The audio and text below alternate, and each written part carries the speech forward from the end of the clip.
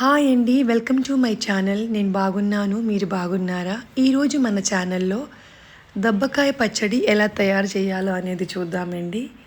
So నేనైతే ఇక్కడ 2 దబ్బకాయలు తీసుకున్నామన్నమాట. బాగా ఎల్లో కలర్ వచ్చేది తీసుకోవాలి. ఇలాగే నేను కట్ చేసినట్టు నిలువుగానే కట్ చేసేసుకొని పైనుంచి కింద దాకా కట్ చేసుకొని మధ్యలో ఉన్న ఆ పీసులు దాని సీడ్స్ ఏమీ రాకుండే మొత్తం తీసేయాలన్నమాట.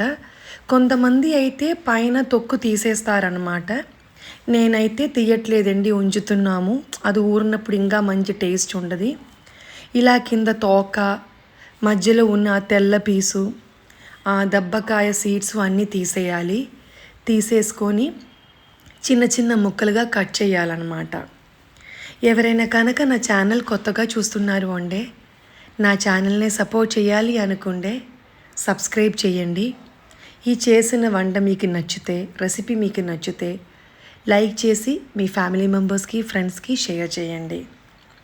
నన్ను ఇప్పుడు దాకా సపోర్ట్ చేస్తూ ఉండే వాళ్ళకి చాలా థ్యాంక్స్ అన్నమాట. ఈ దబ్బకాయ పచ్చడి చాలా మంచి టేస్ట్ ఉంటుంది. పుల్ల పుల్లగా, కారం కారంగా 2 రకాలుగా చేయొచ్చండి. 2-3 రకాలుగా చేయొచ్చు. తీపిగా చేయొచ్చు. తర్వాత ఇంకా ఏంటంటే తాలింపు వేసి చేయొచ్చు. నూనె పోసుకొని పల్లీల నూనె వేసేసుకొని. నేనైతే ఇప్పుడు ఈ ప్రాసెస్లో చేస్తున్నాను అనమాట. శుభ్రంగా కట్ చేసిన దబ్బకాయ వచ్చేసరికి చిన్న చిన్నగా ముక్కలు కోసేసుకొని 750 గ్రాముల దాకా దబ్బకాయ పీసులు వచ్చిందండి. నేనైతే ఇక్కడ 100 గ్రాము కల్లుప్పు వేస్తున్నామండి. 1 స్పూన్ దాకా పసుపు వేసేసుకొని ఇలా కలుపుతున్నామన్నమాట. కలిపేసుకొని ఒక ప్లాస్టిక్ డబ్బాలోకి దీన్నే మారుస్తామన్నమాట. స్టీల్ దానిలోకి పెడితే పులుపు కదండి, అంత మంచిది కాదు. తుప్పు పడిపోవడం కానీ, పచ్చడికి రుచి మార్పులు కానీ వస్తుందన్నమాట. అందుకని ఒక ఎయిర్ టైట్గా ఉండే ఒక ప్లాస్టిక్ కంటైనర్లో, టప్పర్వేర్ దానిలో పెడుతున్నాను అనమాట. మీకు కనుక ఇది చేస్తే చాలా కాలం ఉండదండి.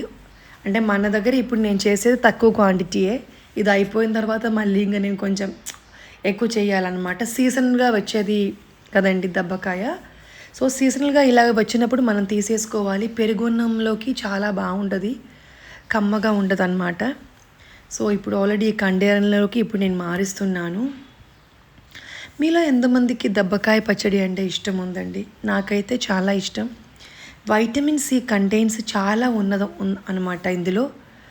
మనం చాలా మంచి రుచిగా ఉన్న ఒక పచ్చడి అన్నమాట ఇది. మన చెయ్యి కూడా చాలా శుభ్రంగానే ఉండాలండి. ఎటువంటి దానిలో కూడా తడి అయితే ఉండకూడదు.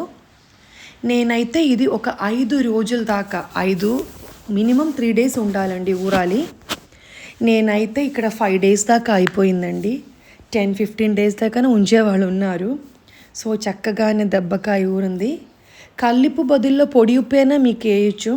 కల్లుప్పు కొంచెం ఎండలో పెట్టేసుకొని మిక్సీలో పొడి కొట్టేసుకొని వేయచ్చు. నేనైతే డైరెక్ట్ కల్లుప్పు వేసేసాము.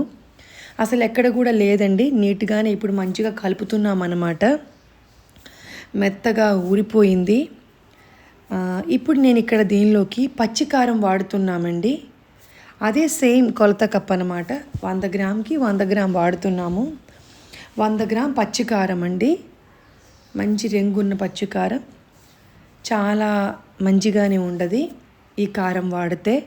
మనం షాపుల నుంచి అన్నీ మామూలుగా కొని పెట్టుకుంటే అంత ఏం కలుపుతారో తెలియదు కదండి. మెంతులు అయితే వేయించుకొని పొడి కొట్టామండి.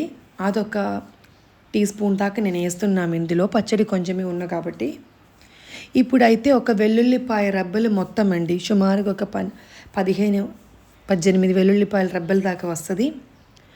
అలాగ మొత్తం కూడా కలిపేసుకొని మంచిగా కలుపుతూ ముక్కలకి అన్నీ బాగా పట్టేటట్టు ఉంచాలండి. నేనైతే ఇప్పుడు బాగా కలిపిన తర్వాత కొద్దిగా చూసామన్నమాట. నాకైతే అన్నీ సరిపోయిందన్నమాట.